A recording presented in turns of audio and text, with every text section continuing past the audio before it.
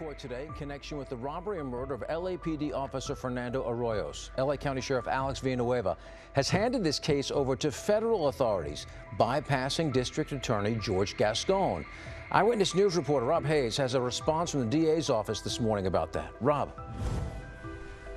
John, is this a show of no confidence in LA County District Attorney George Gascon? LAPD's police chief skirted that issue last night, but the sheriff did not. He flat out said Gascon's office would not charge the suspects appropriately. This is all in relation to the shooting death of off-duty LAPD officer Fernando Arroyos on Monday. He was house shopping with his girlfriend near Watts when the two were robbed. Investigators say when Arroyos fought back, they shot him. Yesterday, federal prosecutors charged 3 members of the Florencia 13 gang as well as an associate. 27-year-old Luis Rios, 22-year-old Ernesto Cisneros, 34-year-old Jesse Contreras, and 18-year-old Haley Grisham, all hit with murder and racketeering charges. The investigation is being led by the LA County Sheriff's Department, and when asked why they circumvented the LA County DA's office and instead went with federal prosecutors, Sheriff Alex Villanueva said he felt Gascon would have gone too easy on the suspects. We definitely had conversation with the local DAs, and their response was not satisfactory to the gravity of the situation. And they were consistent with the special orders from the district attorney, but... Can you elaborate? And I believe their plan was to just prosecute a simple murder with no gun enhancements, no gang enhancements, nothing. And that did not really cover the depravity of this crime. We reached out to George Gascon's office this morning, which issued this statement. Quote, "We support the federal authorities taking the case and will be in communication with all the parties involved. It was indicated to us that the case was referred to the federal authorities who filed charges. As such, we did not have an opportunity to review the case." Now, the 4 suspects are due in federal court later this afternoon for arraignment. If convicted, they face a potential death penalty and a minimum of life in prison without the possibility of parole. Out 5 o'clock arrest in the murder of an LAPD officer in South LA. His mother explains why she believes her son was targeted. 4 people now accused in the killing of Officer Fernando Arroyo. In the meantime, his family grieves over their loss as they prepare their final goodbyes. CBS 2's Rachel Kim spoke with the slain officer's mother. She's live in Pico Union tonight. Rachel? Yes, Susie and Jeff, preparations for a vigil in honor of Officer Fernando Arroyos is underway right now here at LAPD's Olympic Station. This is where he was last assigned, and he was a 3-year veteran of the LAPD. Earlier today, we spoke with his grief-stricken mother. She says although nothing will bring her son back, she's thankful and relieved arrests have been made in his murder. She wants justice to be served. I love him too much. He's my son, he's my baby, he's only one son. I don't have a grandson. I don't know, I say, Grandma, I love you, no more. Even in her deep pain and sorrow, Claudia Membreno wants everyone to know that her 27-year-old son, LAPD officer Fernando Arroyos, was her world. My heart is just broken because it's, I tell he's only one son. And I tell my mom is passed away 1 month ago. Investigators say just after 9 p.m. on Monday, Officer Arroyos was off duty when he was shot and killed while house hunting in South LA with his girlfriend. They were approached by 3 men in a pickup truck in an armed robbery attempt. Officer Arroyos was hit during an exchange of gunfire. He later died at the hospital. Somebody say my son is died, passed away. It's terrible for me. On Tuesday, Sheriff SWAT swarmed the area where Officer Arroyos was gunned down, and they soon detained 5 people for questioning. Today, the LA County Sheriff's Department announced that their homicide investigators have arrested 4 people in connection with Officer Arroyos' murder. We'll have more information later on that we can confirm what the individuals were arrested for and other details of that, but We can't comment any further on the case right now because we're still right in the middle of investigating. I'm happy because, but my son is never come to me, but I'm happy because I say the police is helping me. Membreno beams with pride talking about her son who graduated from UC Berkeley with honors. She said since he was 10 years old, he wanted to become a police officer. I asked her what she would say to the people who took him away from her. The first time, and I say, why? Because it's only for robbery one change. That change is at $200. For $200, I take the life of my son. I know I have my dad, I have my husband, but it's a difference. Because that is my boy. That is my little baby, my boyito. The vigil for Officer Arroyos is set to begin at 6 p.m. here at LAPD's Olympic Station. Chief Michael Moore is expected to speak, and the public is welcome to attend. Officer Arroyos is survived by his mother, father, stepfather, and girlfriend. Reporting live in Pico Union near Koreatown, Rachel Kim, CBS 2 News. All right, Rachel, thank you. Well, it was Monday night that the off-duty officer was gunned down. The memorial to him still remains here at Olympic Division Station. And in court today, at least two of the suspects, as you mentioned, Alex, were there facing federal charges, not state charges, and that in itself is controversial. It was here inside federal court in downtown Los Angeles, not state court, that at least two of the four suspects were expected to make their first appearance. Suspects charged with the murder of off-duty LAPD officer Fernando Arroyos. Additional gang and weapons and racketeering charges could send the accused killers to prison for life without parole or even end in death sentences. We definitely had conversation with the local DAs, and their response was not satisfactory to the gravity of the situation. The announcement by Los Angeles County Sheriff Villanueva that he went to the feds versus taking the case to the county's district attorney, George Gascon, almost unheard of in recent years. I was super happy. I was like, thank you, Jesus. Thank you, God. Finally, in your face, Gascon. Emma Rivas, whose son Christopher was murdered back in 2016, his accused killer still awaiting trial, supports the Gascon recall campaign, and this is why. If Gascon would do his job, I wouldn't be on this recall. I really would. I mean, I would really actually, if he felt that he's a defender, he should go on the defense side, but you're a prosecutor. You're supposed to prosecute criminals. When you say do his job, what does that mean to you? At the enhancements, the special directives that were placed on the table so we can get some kind of form of justice. Gascon's written response: we support the federal authorities taking the case and will be in communication with all the parties involved. We did not have an opportunity to review the case. That seems to contradict what the sheriff said. I trust the federal government a lot more than I trust our current DA. Craig Lally, who's been a cop for some 40 years and now runs the police union, says Gascon is, quote, a morale destroyer for law enforcement. Until you get serious about this and start warehousing these people, and I think most people in the country, in the state, and the city agree a certain element of society cannot be out of jail. They just can't. Because that's, you don't think Gascon realizes that, agrees with that? I just think that was his platform. I firmly believe he does believe that everybody can be saved, which I disagree wholeheartedly. Well, Alex Marley, we've spent a lot of time talking with George Gascon, both on and off camera. He denies any assertion that he is, quote, soft on criminals. He believes that statistics that he cites shows that gang enhancements and longer sentences is not a deterrent to crime. Crime victims and those seeking to out Gascon just do not agree with that perspective. They say that he favors criminals' rights and criminals' feelings more than victims. As for these suspects, if you read the complaint against them, they essentially admitted being involved with a crime.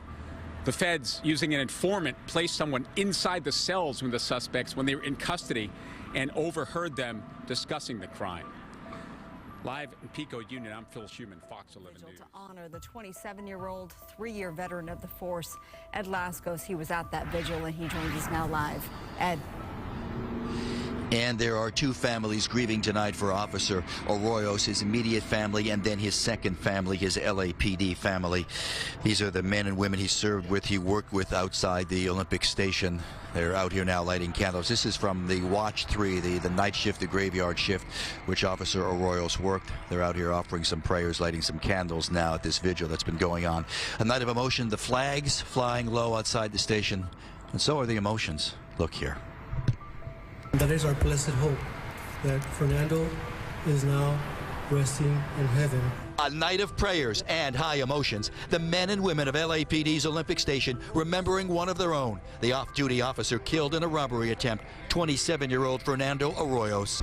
When you work side by side with someone and then all of a sudden he's not there, it hits home. Unfortunately, I've been to many funerals of officers before, but this one's a little different. And when I personally have to push that gurney up that hill into the coroner's office, it hits home. And it more than hits home here at the Olympic Station, where Officer Arroyos worked Watch 3, as they call it, the graveyard shift. I would always ask him, why are you in such a good mood?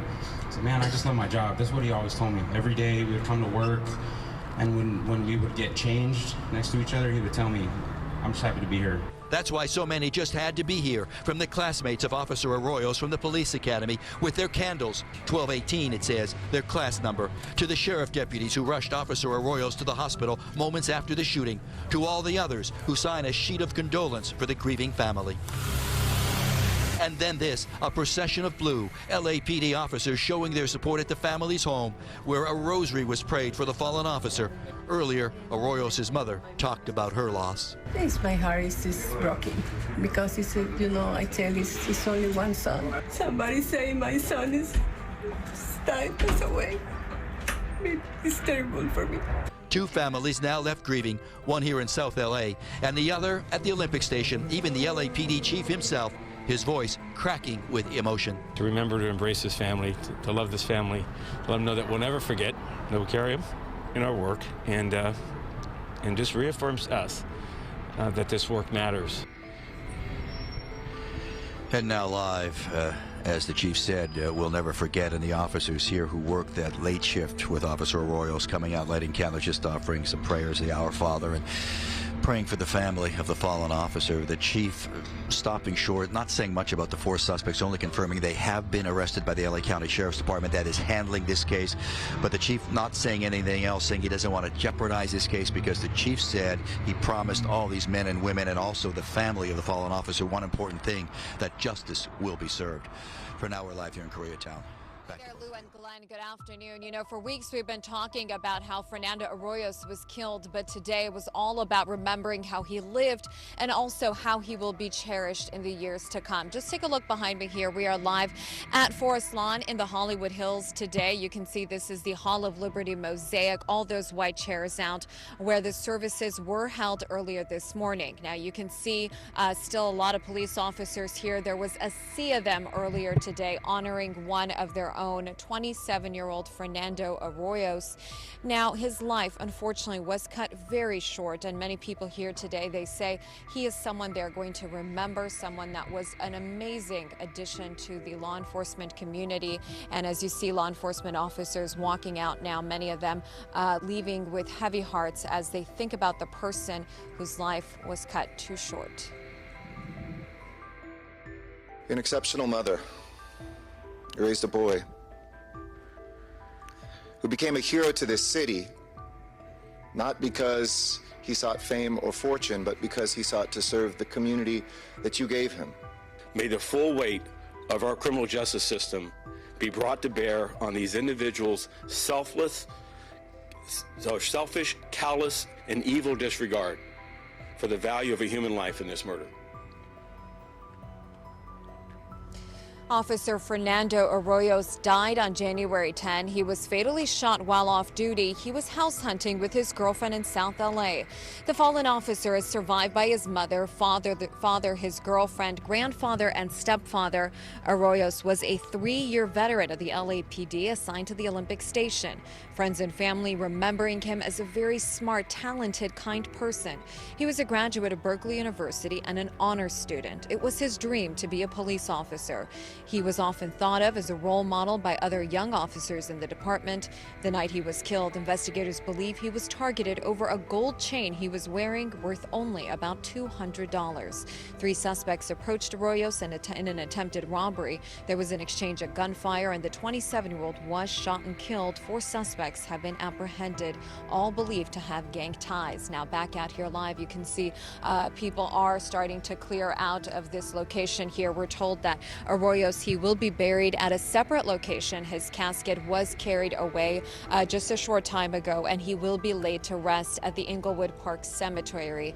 Now also we saw this morning Sheriff Alex Villanueva and the deputies who responded the night that he was shot. They struggled so hard to save his life, but unfortunately this young officer, this young soul, is no longer with us. That's the very latest. I'm Lena Bovin reporting live in the Hollywood Hills, KTLA 5 News. All right, thank you, Alina.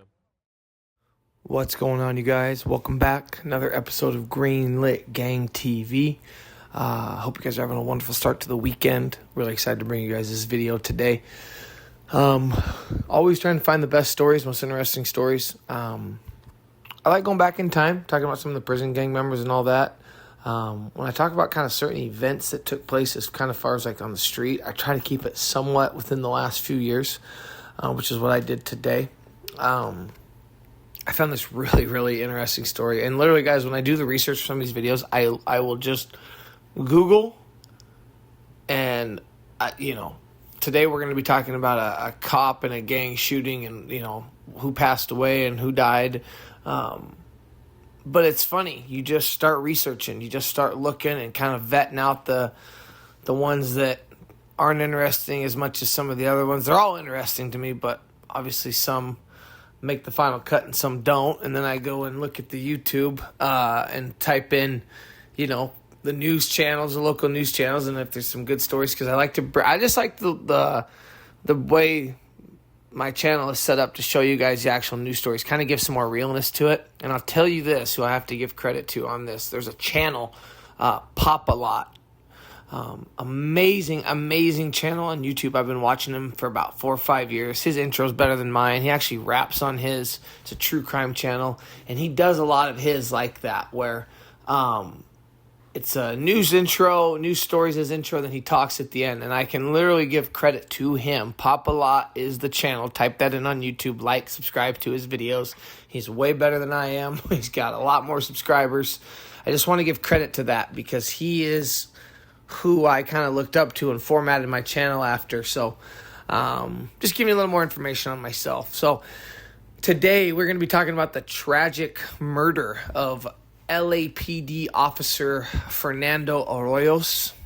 On Monday, January 10th, 2022, 27-year-old Fernando Arroyos, a 3-year LAPD veteran, along with his wife at the time, was robbed and murdered in South LA. They were actually house shopping at the time. They were in the 8700 block in the Florence and Firestone neighborhood. Like I said, in South LA. And one of the primary gangs down there is Florencia 13. It's a subgroup of the Mexican Mafia. It's a Sureño gang. Where I live, actually, I have seen that presence of that. I've actually seen that particular gang's presence here. So kind of interesting that popped up. But man, what a tragic story. And it's one of those, that we'll get into it more, but basically they targeted him because they said they saw a gold chain around his neck. And just like that, I don't think people realize sometimes that this stuff really happens still. Like, this stuff really happens like that. And the right situation, you got guys who are desperate for money in the right mindset. They're turned all the way up, and they're ready to do something. So, like I said, January 10th, 2022, they're in the 8700 block in the Florence Firestone neighborhood in South LA. 3 Florencia 13 gang members roll up to Fernando Arroyos and his wife. All right. They were also accompanied by one of the men's girlfriend. And those 3 Florencia 13 gang members, Ernesto Cisneros, 24 years old, Luis Rios, 29, and Jesse Contreras, 35 years old. And then Haley Grisham, who was the girlfriend of Luis Rios. She was only, now when I read it, it said she was 18 or 20. The first thing I read that was she was 20, but after some further research, it turns out she was about 18. So Luis Alfredo, he went by Lil J. Luis Alfredo Rios, I should say, went by Lil J. Ernesto Cisneros went by Gonzo. Jesse Skinny Jack Contreras. And then Grisham, even her name just says Rios' girlfriend. Now, I will say this. The ages I'm seeing, they are differing in a couple of these articles. But, like it says, in the one, it says Contreras is 34. I have him as 35. Couple, but you get the idea, all right? Wide-ranging group. And I notice, I see this with a lot of, if there's like a group of gang members that commit a crime, you do see I tend to see the wide age group. And I will say this, I don't know if you guys, and I think that just is kind of like a criminal element where if you have a group of people involved in the same thing, ages definitely vary. And another thing I noticed that when I see basically drug addicts, right? And when I was in active addiction, I hung out with a also wide-ranging age group. And I think it's just part of that when you have kind of this, right, that underbelly, that underworld that brings people together, whether you're using drugs, whether you're in a gang, that's where you see these wide age gaps. You got an 18-year-old girl whose boyfriend is 11 years older than her, or 10 years older than her, or no, he's only about 5 years older than her, but Contreras was 35 with an 18-year-old girl and a, 20-something-year-old man. It's just, just crazy. But no, Luis Rios, I'm reading this again. Luis Rios, 29. His girlfriend, Haley Grisham, 18 to 20. So, no, he is 10 years older than her. Cisneros, 22 to 24. One article said 22. The one I put down, 24. But anyway, they are 3 active Florencia gang members. Fernando Arroyos was just house shopping. And I'm sorry, it was his girlfriend, right, in the neighborhood. When the men, they were literally, and we'll talk about more how the cops knew this, but they were honestly driving around. They were just trying to get some money, okay? They were looking for someone to rob. They were driving around in a black truck. They see Arroyos with his girlfriend, and literally it was the gold chain around Arroyos' neck that caught their eye. They roll up alongside the couple, and before they even get out of the truck, guns are getting pulled out. Now, not all 4 people get out of the truck. It was just Luis Rios and Ernesto Cisneros who get out with their weapons drawn on the couple. Cisneros takes out, and it says that he actually took out Arroyos, so you can imagine, got the gun on him, hands up, whatever, just don't move. Mind you, they're doing this in like a neighborhood. They're doing this with people around. All right, I'm sure I don't know if they're high or not. I can't speak to that. I would bet you, if I had to guess, I would bet you they were. I would bet you they were the influence of something, whether it be drugs or alcohol. My experience, I believe it was drugs. Okay, I believe it was drugs. Now, they remove Arroyos' wallet from his pants, and immediately they flip and find his LAPD ID card. That's when the shooting takes off. Now, I don't know why you would, I guess in my brain it's like, okay, well, you just robbed an LAPD officer. There's no going back. But to take that leap of, okay, now we're going to shoot him. Man, it's just crazy. And again, you guys, this stuff really does happen.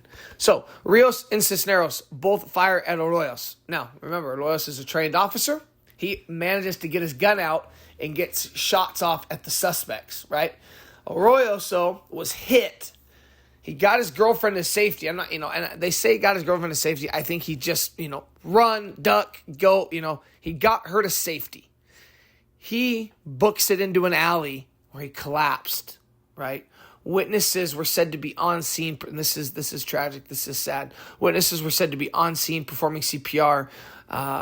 When deputies arrived, they loaded him into the car, into their squad car, but he died a half hour later at St. Francis Medical Center. Now, Luis Rios was hit in the rib cage. It said you could see it through his white hoodie sweater. And Cisneros was hit in the leg and believed, it said that when he hopped back in the truck, right, because you got Haley Grisham, the girlfriend of Rios, and you've got Contreras, right, Jesse Contreras, still in the truck, the black truck.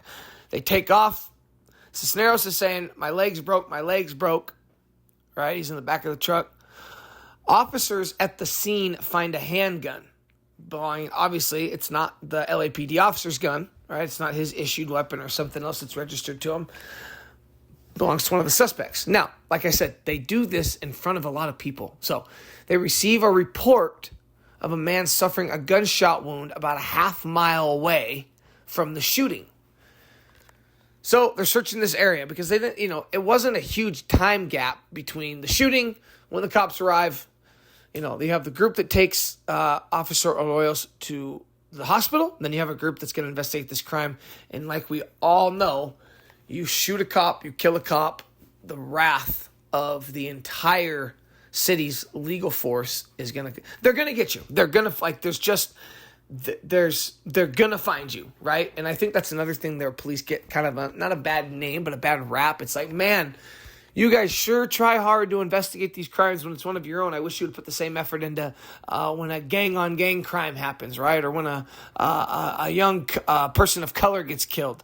That's where you see some of these racial issues, okay? These claims of racial bias. And if a white girl in the valley got killed, you guys would scorch the earth to find her killer and bring them to justice, same way you would for a downed officer. But if a young black girl or a young Hispanic man gets killed in the hood, it's just another murder victim. It's just another statistic. And I do believe there is truth to that. I do. I'm white. I'm Caucasian, but I've got a lot of black friends, a lot of Hispanic friends. And like I said, I was in the streets for about 10 years. Not some big gang rep, but I was actively in addiction. I was actively just doing illegal things, and I was around a lot of different people. And I did see I got treated differently with law enforcement than my friends of color did. So, it's just something to, kind of think about. So, like I said, they're searching, they're burning the blocks down, trying to get to these guys. They get a report of a man suffering from a gunshot wound. They find, all right, Ernesto Cisneros. He was the one with the wound, all right? They find him. They also find Contreras.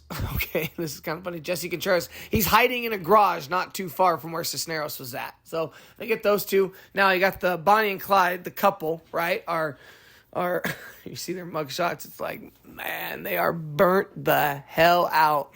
Luis Rios, Haley Grisham, they were found later. They just went home. So they get taken into custody.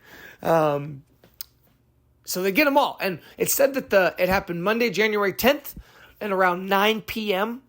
By Tuesday, they're all apprehended. All right? Now, the sheriff, and I put that up, right? Alex Villanueva, he's beefing with the district attorney at the time, George Gascon. Huge differences in beliefs. And I will say this, California is extremely liberal, right? Very liberal. So we talk about the reason I brought up the racial inequality is these guys are beefing, all right? Now, California is one of those for reform. California, they got rid of the death penalty. I did a video where San Quentin got rid of it. I don't know if California has completely abolished the death penalty. I think they have. I'm sorry. I feel like that's something I should for sure know. I don't. If you do know for sure, please comment below. Do you guys know if California has 100% abolished the death penalty? I would love to know that. So, the sheriff at the time, this isn't LAPD, this is Los Angeles Sheriff's Department, not Los Angeles Police Department. Villanueva. He has a beef going on with the current DA, George Gascon. He basically knew that Gascon, because when you're a gang member and you have a record and you commit violent crimes, they're what's called enhancements, guys.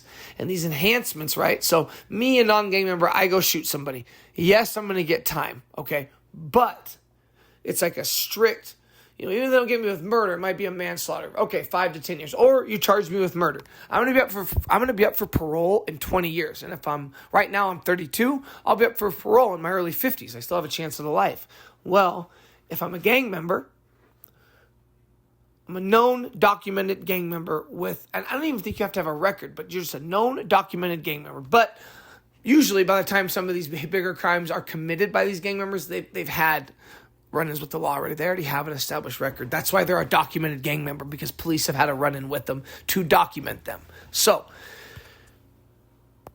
you have this sheriff who wants the gang enhancement. So you could get a gang enhancement. So if I'm a gang member and I commit a violent crime, I'm going to get what's called a gang enhancement. So not only am I going to get charged with the murder, I'm going to get the possible gang enhancement of like another 20 years on top of what I get for the murder, and another enhancement for the weapons charge. All right. Well, Alex Villanueva, the sheriff for the Los Angeles Sheriff's Department, basically knew that DA George Gascon was not planning to pursue what he called proper charges. Gun gang enhancements. They carry very, very harsh penalties. I encourage anybody to look that up. So Villanueva goes over George Gascon's head, and he goes straight to the feds to prosecute. And we all know, right? The feds, the F word. Oh my God, the feds come, it's done. And to be honest, they were done the minute they decided to kill an off-duty cop. You're booked. You're done. You're never going to walk the street again, right? Or at least not for a very, very, very long time. All right. Excuse me. This is interesting, though. All three men weren't and can't be charged with murder, and listen to this, because of federal guidelines. So Villanueva this is crazy, and they still got more time than they would have at the state level. He basically said, you can't charge him with murder, but there's all these enhancements they can hit him with, right? And furtherance of a crime that results in death. I forget the exact terminology, but basically he knew that they could put him under the jail, all right? And get charged with a RICO, right? Which is just running a continuous criminal enterprise. You come together, you conspire to commit a crime that furthers your gang's reputation, you're in furtherance of the gang, right? So all of them were looking at between about 35 to 50 years, all right? Grisham, remember, just the girlfriend, she pleads guilty to committing a violent crime during a RICO act. So it's just not committing a violent crime, it's during a RICO. It's an enhancement. So they get hit with all that time, right? And it was really interesting reading about how they couldn't get him at he went over the state. I never actually heard of that. I didn't know you could just do that. I didn't know you could just, as a sheriff, go, nope, I'm going straight to the feds. And I do know the feds have jurisdiction and can come in at any point and trump state law. That's something to remember. Federal law trumps state law all the time. So all three men plead guilty. Grisham ends up pleading out. And the case does get wrapped up. One thing I do want, and when I was talking about it earlier, I wanted you guys to comment on if you guys know for sure if the death penalty has been abolished in California or not. I also comment about anything, guys. I love the interaction, but I want to know what you think of the racial inequality with law enforcement. Do you guys believe it exists? At what level does it exist? Or do you believe, man, it's all wrong, there is no racial inequality, everyone gets treated how they should be treated? So, anyway, thank you guys so much for checking this out. I put up some pictures. Fernando Arroyos' funeral was huge. You see in the interview with his mom, hundreds, probably close to 1,000 plus officers attend. It's like a soldier's funeral, right? It's like you are treated like a hero, and rightly should be. The flag gets presented to the family. So very sad, very young, 27-year-old, house shopping. I mean, that's even if you don't like the cops, even if you don't like law enforcement, I just would kind of put yourself in those shoes of you got your whole life ahead of you, 20-something years old. Everything I read about him, he's a local guy, went to Crenshaw High School, graduated, was helping the community, in and around the community. It's terrible. Thanks for checking it out, guys.